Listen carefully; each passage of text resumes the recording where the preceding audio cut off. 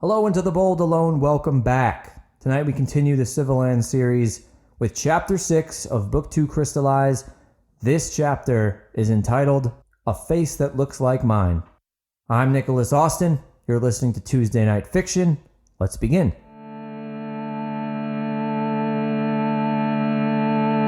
You sound will call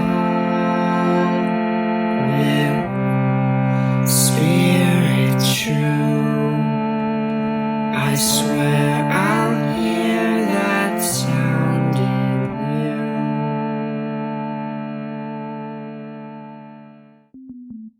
you. For days, talk of an assembly between the Grand Chieftain, his masters, and the councilmen of the Mountainlands spread like wildfire through the great fortress. As the Vahani with the most knowledge of the situation to the south, Hansa was proud to be included in this meeting. The exclusivity of it excited him even more when he heard others talk of how they wished they'd be able to hear what was said. It'd make him puff out his chest, and sometimes he would even note to them he would be there. Unfortunately, however, his Easterner friends would not be permitted to attend. Hansa had spoken to Dominic about it, who understood and preferred not to be in the same room as Varric. Dominic was not ashamed to admit his fear of the Grand Chieftain, and said at this point he was just happy to no longer be locked in a dark cell. But Hansa worried about the Morels, who he felt wouldn't understand quite as easily, especially the way Harrison had been acting. When the Morels had been reunited with Dominic, Jeannie had seemed excited initially, but the colder and more distant Harrison was to Dominic throughout the exchange, the quieter Jeannie had become. Harrison seemed focused only on returning his family's status and name to its previous power. He seemed unforgiving of Dominic leaving them in the woods, no matter what the reason, and Dominic, after trying to explain to no avail, withdrew from them. It had pained Hansa to witness such a reunion. For his part, he'd been happy to see Dominic, but given all he had to balance already, he'd let them be, hoping they would reconcile on their own. So, Hansa waited until the morning of the meeting to inform them they would not be joining in on the proceedings. "Hello, my friends," he said as he entered their assigned dwelling. It was apart from Dominic's at Harrison's request. "Hey, is it time for the Grand Chieftain's meeting?" Harrison asked as he pulled a shirt over his head. "That is what I have come here to talk to you both about. I regret to inform you that neither of you will be able to attend this meeting, by orders of the Grand Chieftain himself." "But why not?" Jeannie spoke up from her cot. "You're the son of the former chieftain of the Riverlands," Harrison said. "If anyone should be able to get us into this meeting, it should be you." "Yes, well, I am sorry, because I did try to speak to my uncle about it. But the Grand Chieftain's word is final. It is always final, you see." "Did you even ask Varric, though?" Harrison asked. "I mean, this is our livelihood. Our family has done so much for your people, and we deserve the opportunity to continue on that tradition. I've been talked down to by your leaders for some time now, but I can't accept that anymore. We could and should be an asset to the Vahani. What Harrison's trying to say is we also know more about the situation than even you do, Hansa," Jeannie said. "Surely that must be valuable to them. We are going to discuss what the next steps will be, and then I will fill you in." Hansa tried to stand his ground. His eyes began to wander, and he found it hard to look at them. He also instinctively kept fidgeting with his messy hair. "I promise I will fill you in." "At least tell us what they're planning so we can voice our concerns," Harrison pleaded. Hansa noticed Harrison's use of hand gestures tended to increase dramatically as he became more flustered. "Listen to me, please. I cannot tell you how much I appreciate all you have both done for me," Hansa said, while readying to leave them. "We have been through so much together, and I will never forget that. But this is a turning point for my people, and it is bigger than me. I have not had too many dealings with the Grand Chieftain. He is the leader of our people, and I am just the young, inexperienced son of a dead chieftain. I wonder daily if I will ever even develop fully into the man my father envisioned me to become, while also fearing constantly for the safety of my sister, who was held hostage by the Keagans and surrounded by danger. At this point, I need to contribute however I can to saving her, which means I must do as my leaders tell me. It is what my father would have wished. But Hansa, you at least have your uncle, Harrison said with a sigh. Who do we have? Jeannie's words and twinkling eyes broke Hansa's heart, but there was nothing he felt he could do. I am sorry, he said. I mean that. In time, you will show Varric your worth too, and the Morel name will be restored in the Riverlands. You need to believe me when I say it is what I want for you. But as of right now, it would take magic the likes of which only Dominic could conjure to get you into that room. And it seems to me you no longer care much for him. I must be going now, my friends, but I will see you both shortly. Hansa stared them down for a few moments more, hoping they would understand the message he was trying to send. After leaving, he went to the stable to find a horse to take him to the Grand Chieftain's Hall at the highest point of the fortress grounds. With a whispered order Hansa gave into its ear, the white steed prodded on with as much haste as it could. The power of the beast was evident as its muscles flared on each gallop. It was always a difficult trek up the steep mountainous pathway, but when Hansa made it, he spotted his uncle. He thanked his horse softly as he dismounted, and it whinnied back as he tied it up outside the hall. Oh, hello there, Hansa, Orin greeted, rocking on the balls of his feet as he stood in a trance-like state. This is how his uncle always looked when deep in thought. Oddly, he appeared more relaxed and content during the process than at any other time. Hello. The lack of bustle around the hall distracted and confused Hansa. From what he heard, it was typical for those in the fortress to wait outside patiently for these meetings to end so they could hear the news. As exciting as Hansa knew this meeting was, he found the custom surprising, considering the difficulty of climbing the hilly streets of the fortress. Where is everyone? Well, first of all, you are early. Terribly early, Orin said. But you said the meeting would take place around noon, Hansa said, disheartened by the news.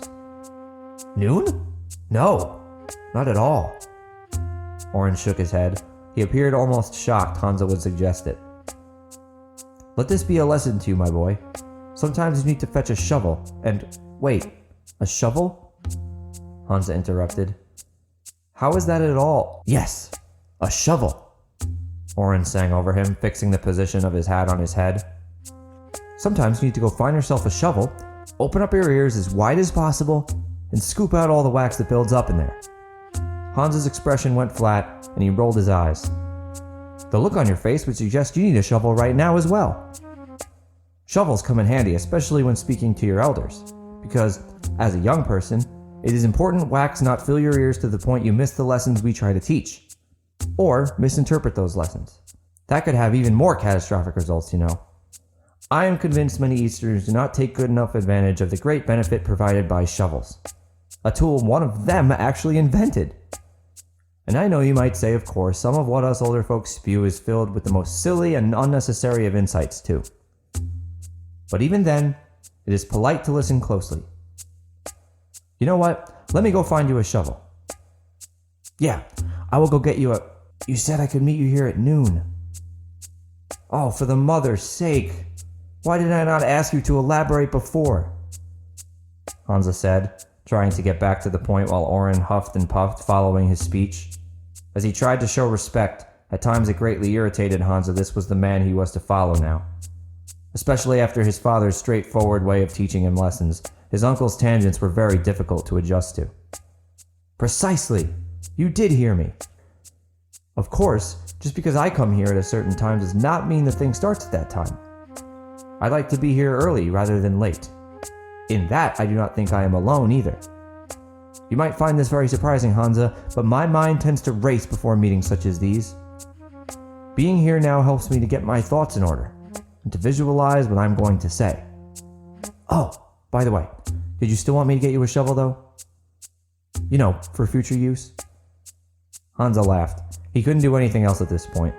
Orin was either being serious and therefore a fool, or he was joking, and his dedication to the joke was admittedly pretty funny. No, I should be alright, I think, Hansa said. So when will the meeting begin? Moving to the steps of the hall, Orin took a seat in an almost meditative position. In the future. Until then, relax and visualize with me. Though he followed his uncle's lead and found the quiet somewhat peaceful for a period of time, the wait for the gathering droned on. Hansa traced the sun's position in the sky as he fidgeted in his spot on the steps. Spring air felt nice, but there was no way to get comfortable sitting this way. His back began to ache, which prompted him to lay sideways for periods. As much as he wanted to ask the whole time for an update, any update, he couldn't do it. Arcuda always taught him not to be a pest, and anything he had learned from his father was now of the utmost importance to put into practice. As he sat and his eyes grew heavy though, he couldn't keep from dozing off. Hansa was awoken by his uncle to see Varric, his 3 masters, and Oren's 3 councilmen were marching up the stairs into the hall. "Tired, Hansa?" Varric quipped as he passed. "If I had been invited to such a meeting at your age, I would have been standing at attention since the night before." "No, Grand Chieftain." Hansa straightened himself out. He felt his cheeks grow warm and rosy in his shame. He was learning for the first time about how to use a shovel for the wax." Oren interrupted, beaming ear to ear. Hansa couldn't tell if this was in his defense or not. "A shovel?" Varric started with a sideways glance at Oren. "Well, never mind." Oren smiled at Hansa and put an arm around his shoulder as Varric led everyone through the doors and into the hall. The first room Hansa saw as he entered was vast and extravagant. The cobble designs on the walkways of the fortress continued into the room. On first arrival, Hansa had been in awe of the designs and structures. The cobble walkways were paved in the shape of animals and mountains, while white banners were draped from building to building. For a moment, he thought it kind of all looked similar to the images he'd seen in the Maiden's canvas. But the mastery just wasn't on the same level here. Still, it left him in awe. Hansa's favorite design was of a snake so long it extended from the outside of the hall up the entryway to below his feet, and onto the walls down the hallway. There were also several Vahani lounging around, who began whispering as the leaders walked past toward another doorway with several guards standing in front of it. "We could have been in here the whole time." Hansa tilted his head back as the guards parted to let them into a smaller, empty room. "Well, of course," Oren said. "The hall is open to all Vahani. Only these chambers of the masters are off limits." "I never said it was not open, did I?" As much as it irritated him, he remembered the shovel. "No, I suppose you did not." Hansa sighed as he followed his uncle and other leaders in coming down to his knees in a circle. Oren tapped the side of his forehead with a grin and made a digging motion, which made Hansa chuckle just as Varric opened his mouth to begin. "Is something funny, Hansa?" Varric snarled. Hansa's heart sunk straight through his stomach and he froze. No, Grand Chieftain," he stuttered. Why couldn't he do anything right, he wondered as he fought back tears. "That was bad timing on my part, Grand Chieftain," Oren said in a dramatically more stern voice than Hansa had ever heard from his uncle. "Hansa is very excited to hear what you have to say, and is nothing but grateful to have been included here." Varric gave Oren a look, with his good eye at least, and Hansa stared at Oren, dumbfounded but impressed by the sudden shift once the doors were closed. "You all know the reason for this gathering. We are here because of the unfortunate decision of the councilmen of the Riverlands. Now, Arcuda's daughter, Latera, has accepted the role as the apparent caretaker of our brothers and sisters captured in the Tokali hold. In our few communications with her since her capture, she describes a dire situation. It is a situation we must find a way to resolve, and so here we are. Oren should have some more information to share on this gang, who is now our greatest enemy." "On the contrary, Varric, Hansa is best suited to discuss the Keagans," Oren said, without as much as a blink. The whole weight of the room shifted to Hansa's shoulders. Even with Oren's resounding support, it didn't get any easier for him to shake his nerves. "Well, I would not know where to begin when it comes to the Keagans," Hansa said. "Let me go!" he heard Jeannie's yelling voice outside. 2 guards came barging into the room, one restraining Harrison and the other restraining Jeannie. "We can help! Let us help!" Harrison exclaimed as he resisted. "Please! We know more about what you're discussing than any of you, and we want to help." And how do you know what we are discussing? Oren asked, switching back into the common tongue so Harrison could understand him. Despite his initial fear to speak, Hansa was now furious at having been interrupted. He saw this now as his opportunity to show his worth, and it was interrupted selfishly by the Morels. It was clear to him they didn't take his advice either about utilizing Dominic to make the entrance without a scene. Whether it was mostly Harrison or not, they could be so petty at times, and now, as his guests, their behavior was reflecting badly on him as well. At least if Dominic had snuck them in, Hansa could have passed them all off as having a valuable skill set. Now, they were just interruptions, barging into a sacred space where they were not welcome. I am sorry for the interruption, Grand Chieftain, Masters, and Councilmen. The guard exhaled. These two tried to create a diversion in the hall to sneak in, but they failed. Then throw them both in a cell, one of Varric's masters demanded. This room is reserved for only the leaders of the Vahini. If our own people cannot be here, these two should be killed for entering, quite frankly. May I be blunt, Grand Chieftain? Oren followed and was given a nod of assent. My sincerest apologies, as I do not mean to offend. But what was just said was an absurdity, and for the love of the mother should not be repeated by one with a sane mind. How dare you? The same master retorted. Watch your step, Chieftain, Varric warned. Excuse me for getting emotional, but perhaps I can word it better. Oren backpedaled. Hansa appreciated his uncle sticking up for the Morels, despite his frustration at losing his platform and his anger with them at the moment. He was also pleased to avoid having to defend them himself and further risking Varric's disfavor. To get right to the point, hatred and motivation are ignited in the same way as a fire. By disruption. By disturbance. Once the spark has been made, though, the difference between hatred and motivation is the way in which their flames are spread. Grand Chieftain, would you say our defensiveness against the Easterners is a result of hatred toward them, or a motivation to keep our people safe? The latter, of course, Varric scoffed. It is the Easterners who are filled with hatred. Maybe so, Oren agreed.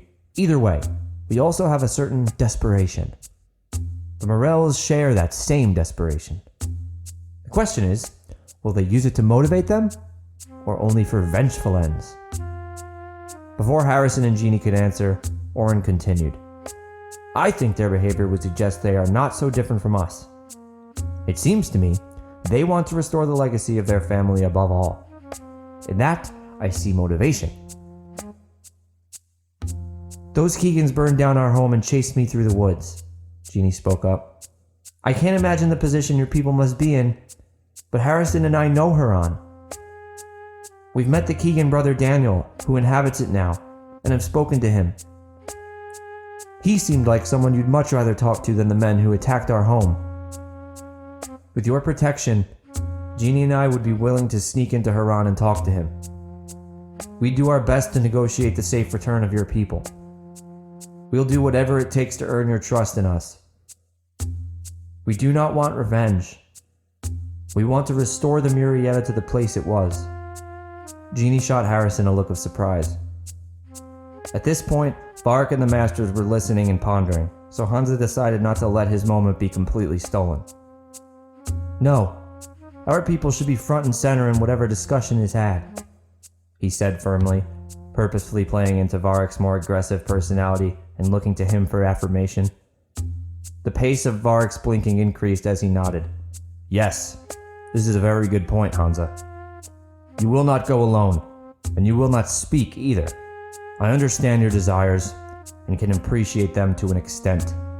But these are our people, so we will do the negotiating if there is any opportunity at all to do so. Any opportunity? Negotiating? You aren't considering giving in to the Keagans, are you? Jeannie questioned, to no response. No, you can't do that. You can't let them win. The enemy of my enemy is my friend, Oren. As much as that is true, she is only a child, who does not understand the greater ways of the world. You Morels may join us, and will have our protection as our allies. but you will not speak as I have said. There is too much at stake for you to risk the lives of our people who are being held hostage by a madman with a badly timed outburst of anger. The only question is, how do we get this Daniel's attention in Haran without making them suspicious of a fight? There was silence for a few minutes after Varrick's remark. Jeannie bit her tongue in frustration until Harrison lifted his head. The field before the bridge to the mountainlands would be a perfect place for a negotiation. It's a wide open space you all know better than anyone, so there wouldn't be any option for trickery on their end. And an abundance of grizzlies there as well, should they even try, one of Oren's councilmen added. Uncle, you told me about the message you all sent to the Keagan stronghold in Fayette using the Storm of Crows. What if we send another message? Only this time let it be a directional one. They will likely be wanting to speak to us. That might work, Hansa, Oren said, with a look Varrick's way, who nodded himself. And if it fails, we will have no choice but to meet them in Haran. But for now, we will prepare our warriors and send the crows as suggested. Let us make haste. Our people have been in need of our assistance for too long. They soon stood and departed, at which point Hansa walked away next to his uncle. You were so impressive in there, Hansa lauded Oren. Was I? I blacked out. As they laughed together, Hansa was glad he could now tell when his uncle was joking.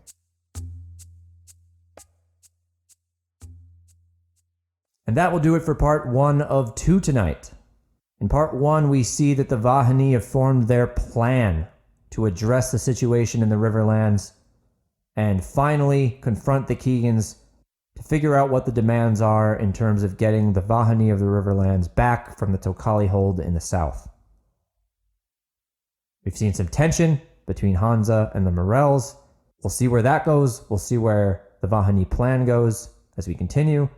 Let's move on to part 2. What's your name? The old harbor master of Dorshire asked William, squinting at him dramatically through thick glasses. The man's hair was long and wiry and his teeth were rotting. This didn't seem to keep him from smiling, though, much to William's dismay. William also wondered what must be on the clipboard the old fellow clenched so tightly his hands turned white. My name is William Keagan. This is my wife, father-in-law, and our guide is in the John doing his business. 4 of us made our way through the passage and into Dorshire, and now need to get to the next ferry to New Berkeley, please. Fuck you, the harbor master blurted out, leaning even closer to William now and looking him up and down. Beg your pardon? William said with a chuckle as he looked to the others to make sure he heard the man right. Yeah, I bet you think you're real funny, huh? Sir, fellow with the last name Keagan in Dorshire. My arse, he interrupted. Leonard Keagan would have no interest in a trip through the passage.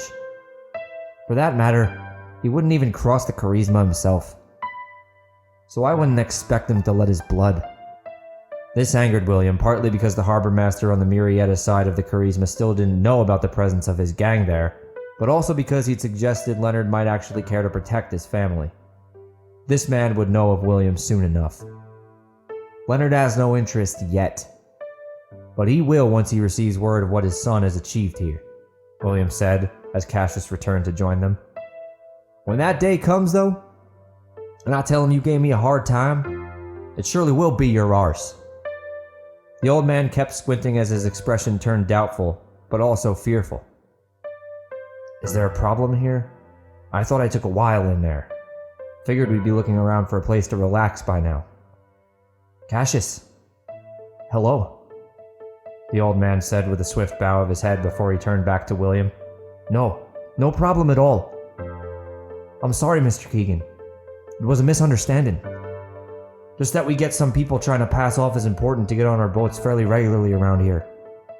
It's not every day we meet someone who has your name, either. William gave a tiny smirk to Cassius. In reality, it once again bothered him the respect he was given wasn't entirely his own. He decided, though, he would take advantage of this opportunity it offered him.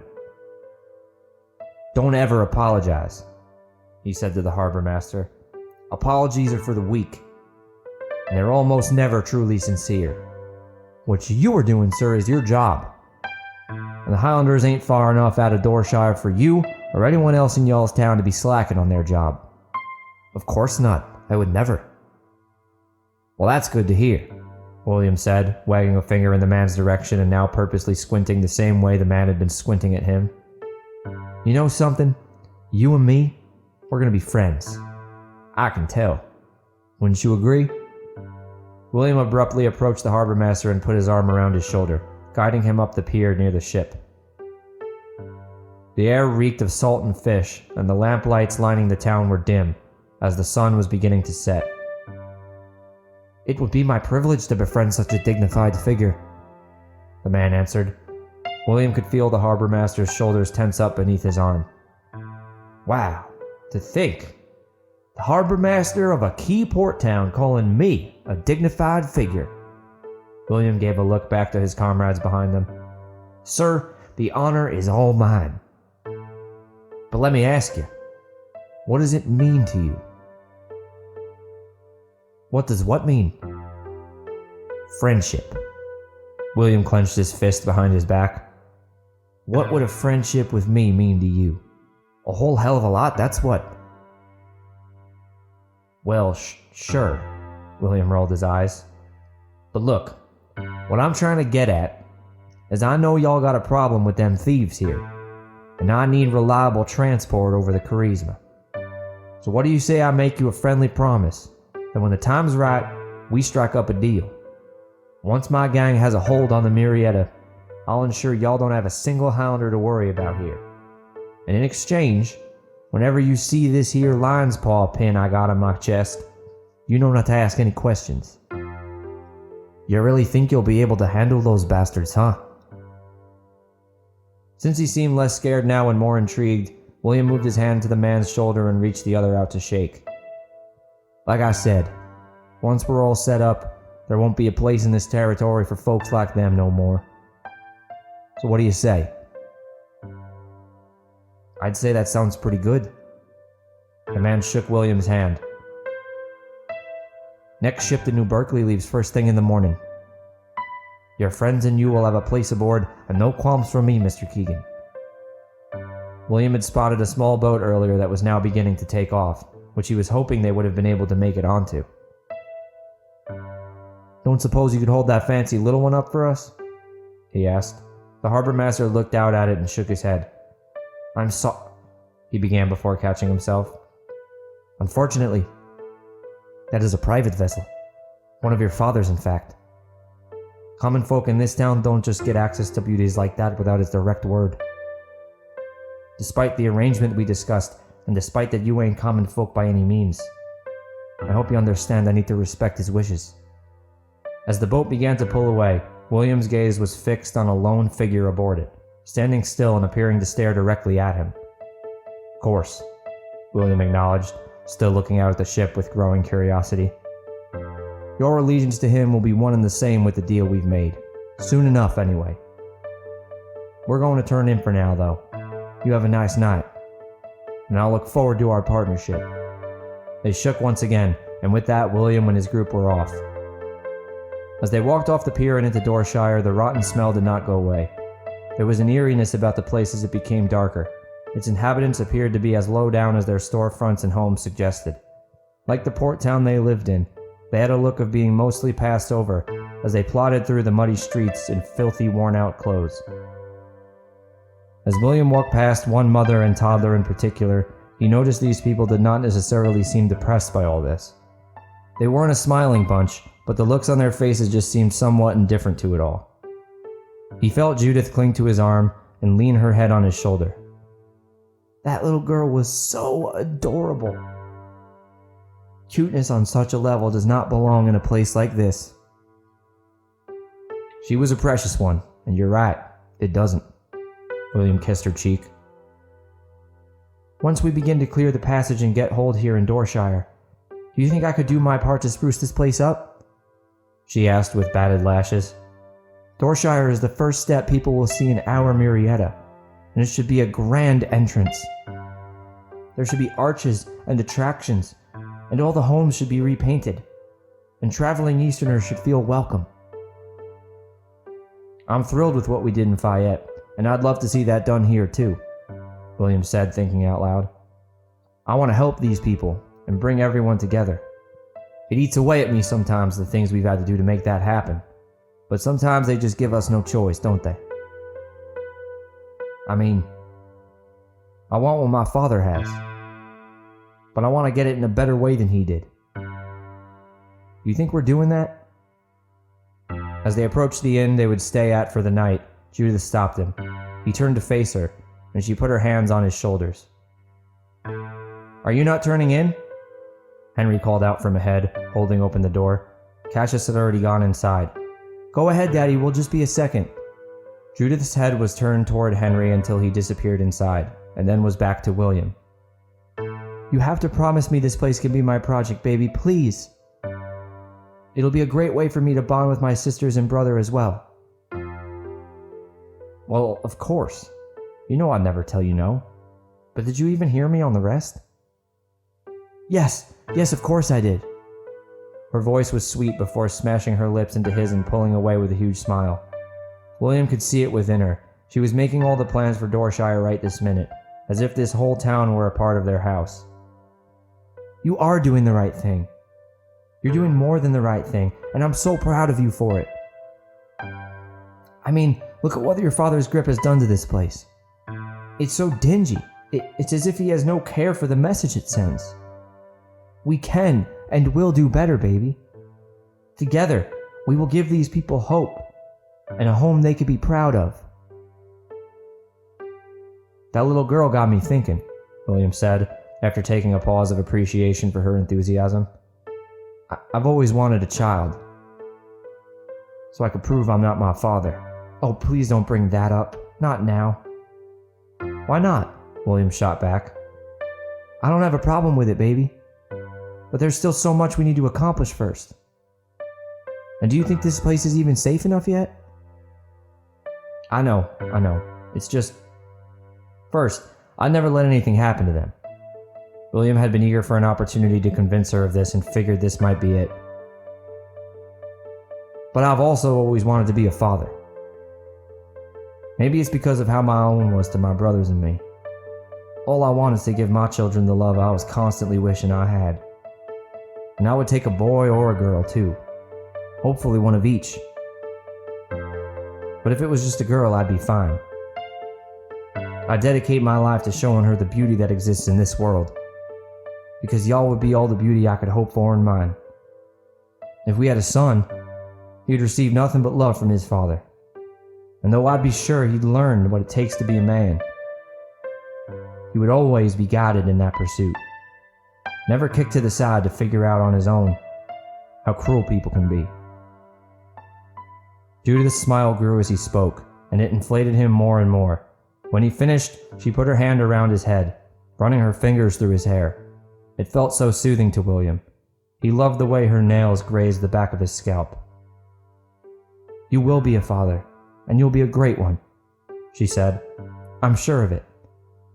Now let's go inside and get to bed. We got a long day on the river ahead of us tomorrow. With a nod, William followed her into the inn and to their room. Finally, having some privacy, they got back to passionately and loudly making love that night. They carried on this way until William simply had no energy left, which didn't take as long as other times, given their exhausting ride through the passage, and he swiftly passed out. William woke in the morning to a slightly busier Dorshire. People were out and about, some walking toward the pier and others walking away from it. Out in front of the inn, he spotted Henry sitting out on the porch and joined him. Morning, William chimed. Oh, good morning, William. How are you doing? I'm good. You? Can't complain. Ready to see how my city's changed. Oh, I know. Me too. I'm excited about it. Can I ask you something about that, by the way? Of course. What is it? Henry tilted his head. Why'd you come here to the Murrieta? I know personally what's attainable here.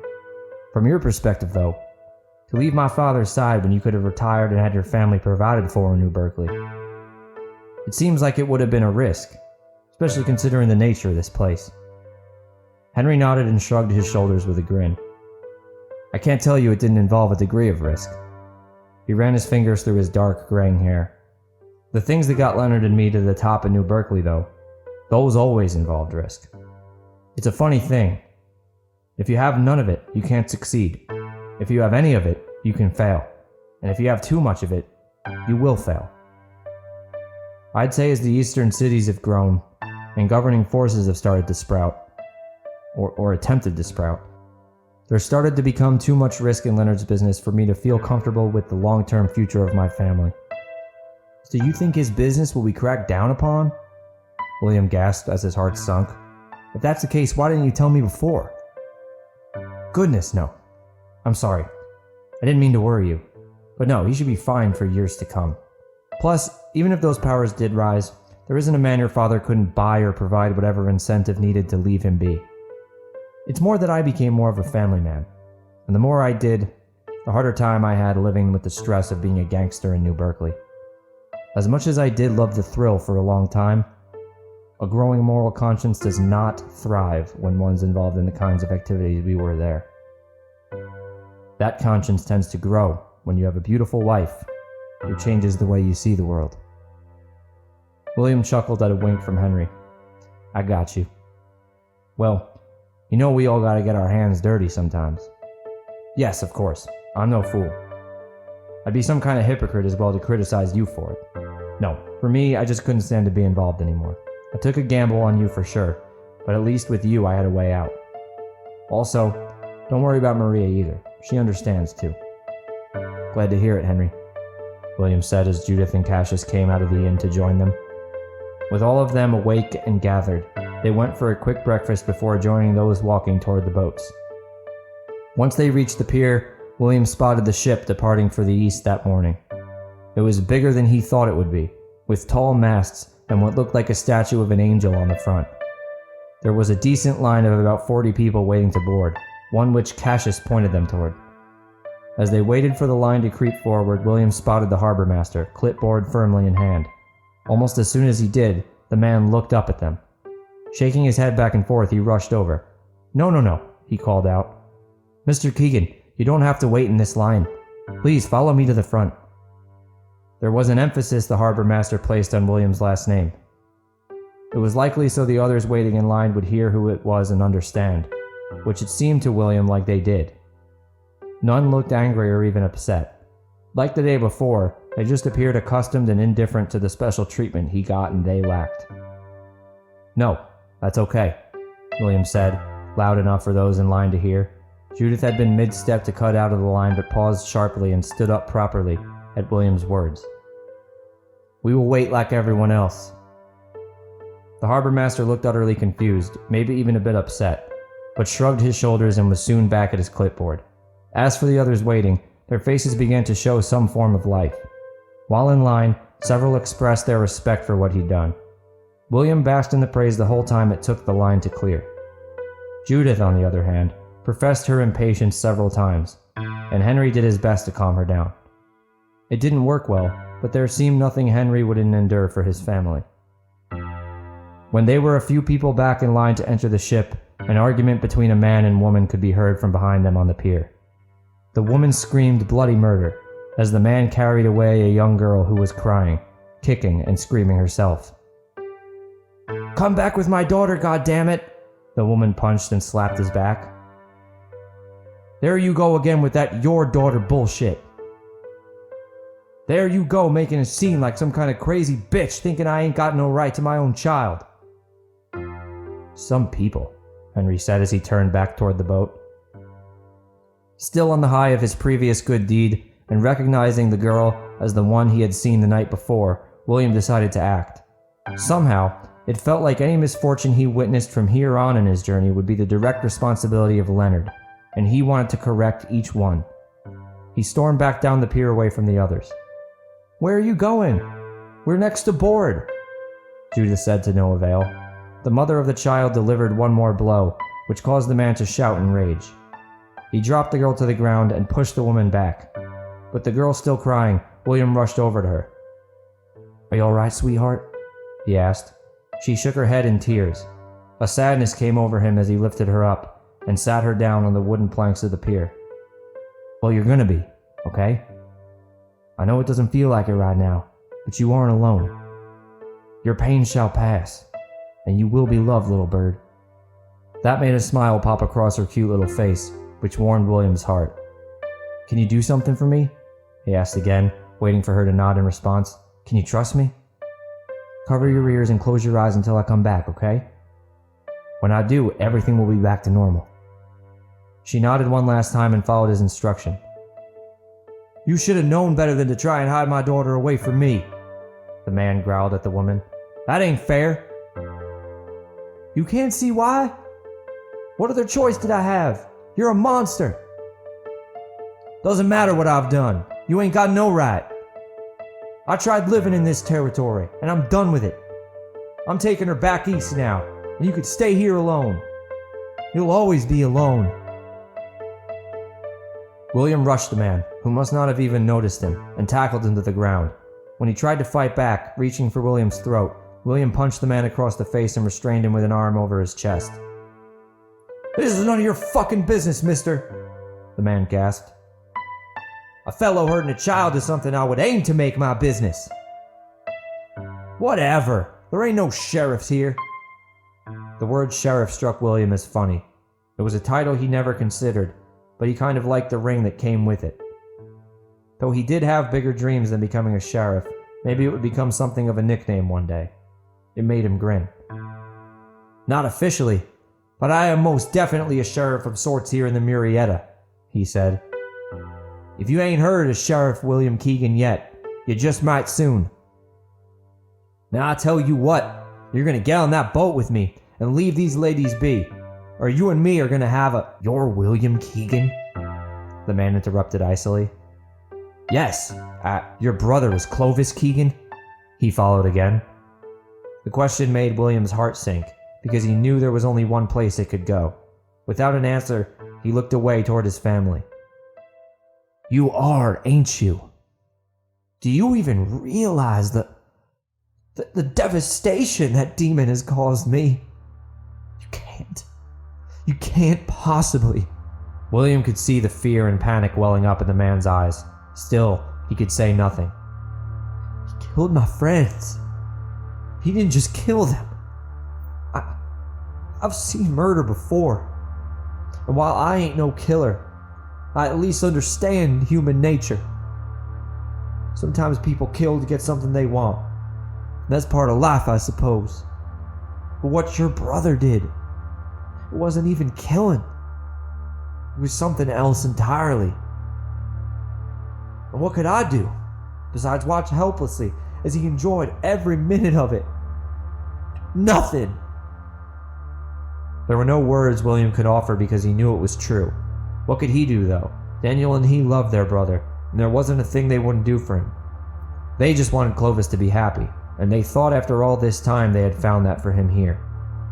Guilt always sat in the back of his mind for looking the other way, but Clovis had never received the love he deserved, and William was convinced his actions weren't his brother's fault. The same way it wouldn't have been this little girl's fault if she were to become half of what Clovis was because of her father's behavior. Whether he was right or wrong in this sentiment, as much as he did at times struggle with it, he had long past accepted it as the only way. I'm as ruined by the things I've seen, but he is my brother, and protecting him has always been my purpose. Well then, who's the true devil? The hellhound? Or the man who releases it? The man asked. William was stunned but tried desperately to remain steadfast. Look, just get off me, and let me say bye to my daughter. You were right to stop me. I've caused both of them too much pain. Somewhere along the way, maybe when your brother came along or maybe some other time, I progressively started losing my ability to care anymore. So I'll get on that boat and leave them be. Hell, maybe I'll go even further than its destination. But all I know is, I better not see you even once while I'm on it. Because if I do, I'll pull you into the river and drown us both. William nodded and released the man. He stumbled, feeling dizzy, but headed back toward the pier. By now, The young girl had opened her eyes and ran up to him to give him a hug. William put an arm around her, but could only grimace back. Once on the ship, he went straight to the front deck. For the entirety of the ride, he stood with his arms crossed atop the railing, watching as the boat split through the waves before it. What life beneath the water might the boat be disrupting? What lives might be split in two the same way the current was? There was no going back now, but by the time New Berkeley came into sight, William considered there might be a better way to go forward. Maybe it was time for him to change the way things were. William looked out over New Berkeley. Smoke billowed in the air from multiple locations. Tall buildings littered the landscape, and though he had seen factories before, the degree of expansion in the years since he left this place was staggering. With the harbor now coming into view, he began to worry that perhaps he wasn't equipped to conquer this place. The city looked like a monster ready to swallow him whole if he approached it the wrong way. But when he recalled how he'd already begun to tame the untamable beast of the Murrieta, he stood a little taller. The figures of people bustling on the shore came closer and closer into William's view. He scanned the crowd, going through face after face and noticing how different they each were. New Berkeley had seemingly grown more than just physically, he thought. Still scanning, his gaze snapped to one man in particular, who was dressed very well and flanked by two other men. William realized there, waiting on the pier, was his father, Leonard Keagan.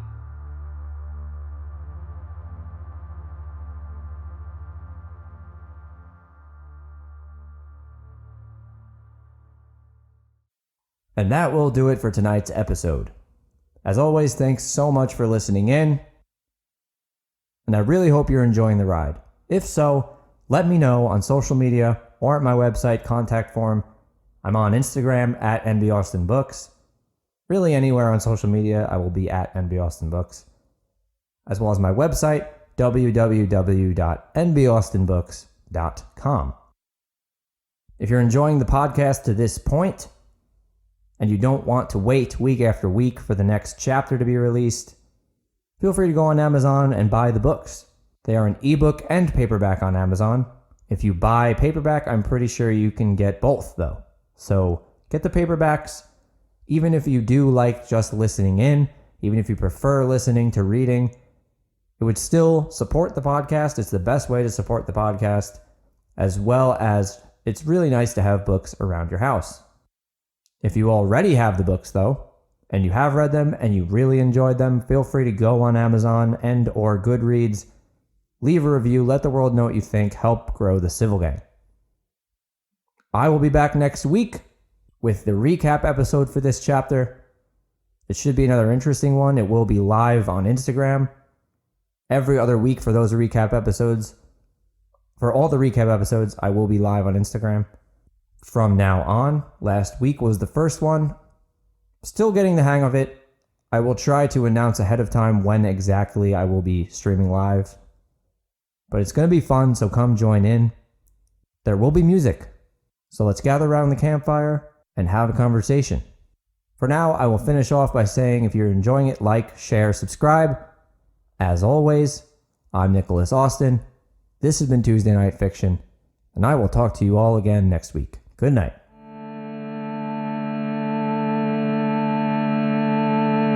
This sound will call with spirit true. I swear I'll hear that sound in you. The Tuesday Night Fiction podcast, the Civilands series, and the musical score for the podcast